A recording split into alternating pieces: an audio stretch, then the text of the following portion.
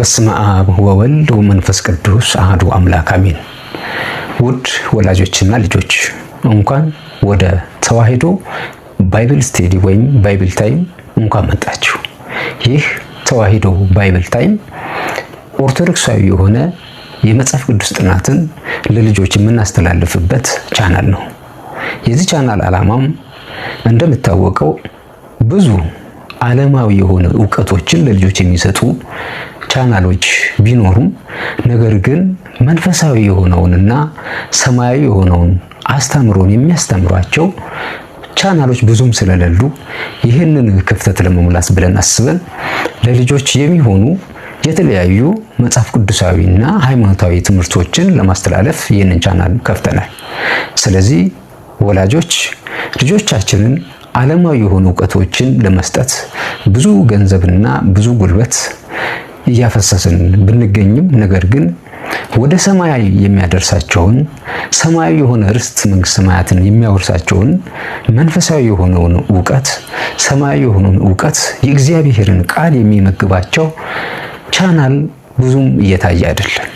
ስለዚህ ወላጆች በዚህ ቻናል ውስጥ ለልጆች የተለያዩ ትምህርቶችን የምናስተላልፍበት ቻናል ስለሆነ ይህንን ቻናል እንድትወዳጁና ለሌሎችም እንድታስተላልፉ እንድታጋሩ እንጠይቃለን። በዚህ ቻናል ላይ ስትቆዩ የሚከተሉትን ይዘቶችና ወይም ዓላማዎች ወይም ጥቅሞችን አስቀምጠናል። ይህም እንደ እግዚአብሔር ፈቃድ አንደኛው የመጽሐፍ ቅዱስ ጥናት ይሆናል። የመጽሐፍ ቅዱስ ጥናት ከኦሪት ዘፍጥረት ጀምረን እስከ ራእይ ዮሐንስ ድረስ ወደ አዲስ ኪዳን ማለት ነው። ወደ ራእይ ዮሐንስ ድረስ ያሉ ታሪኮችን ለልጆች በሚገባና በሚመጥን መልኩ ለማስተላለፍ የመጽሐፍ ቅዱስ ጥናት በዋናነት እናስተላልፋለን ማለት ነው።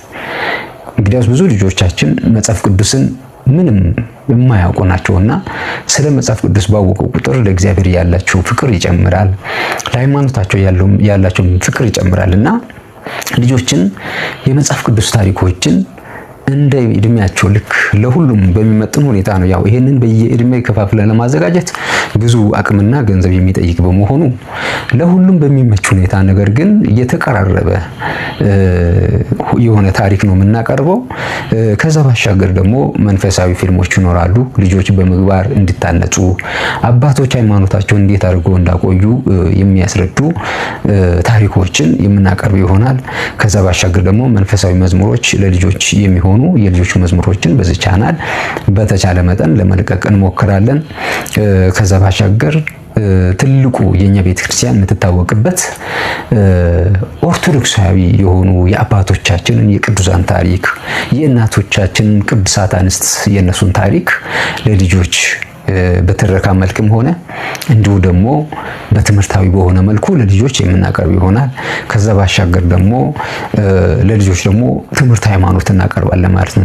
ትምህርት ሃይማኖትን ምስጢረ ሥላሴን፣ ምስጢረ ሥጋዌን በአጠቃላይ እነዚህ አምስቱ አዕማደ ምስጢራትና ሌሎቹን ደግሞ ሰባቱ ምስጢራተ ቤተክርስቲያን፣ ሥርዓተ ቤተክርስቲያንን ሌሎች ኦርቶዶክስ ተዋሕዶ ቤተክርስቲያን የምታስተምራቸውን ትምህርቶችን ለልጆቹ እንደ እድሜያቸው በሚመጥን መልክ ሳናበዛው እንዲሁም ሳናሰፋው ሳናጠነክረው ለስለስ ባለ መንገድ ለልጆች በሚገባ መልኩ ለማቅረብ አስበናል።